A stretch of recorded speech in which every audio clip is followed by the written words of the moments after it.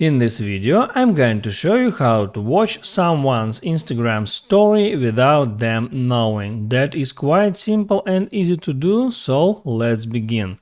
Here, as you see, I got some unwatched story, and if I need to watch story of, for example, a dead person without them knowing, because as you know, Instagram shows who watched your story, first I need to open up story before that. Just like that, I open up story of that person, and now I know that story that I want to watch without them knowing is next. So I tap here on screen, and now I slowly move the finger to the left.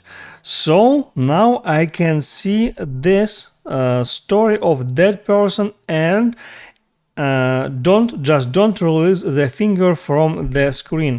Now I can see the photo, and if I go back and if I go out from stories, now you see that these stories isn't marked as seen. That's the good way to watch someone's Instagram stories without them knowing, except one issue: you can't see video in that stories. You can see just picture and just the first frame of the video if this story contains video. So don't forget to like that video if this information was helpful for you, and don't forget to subscribe.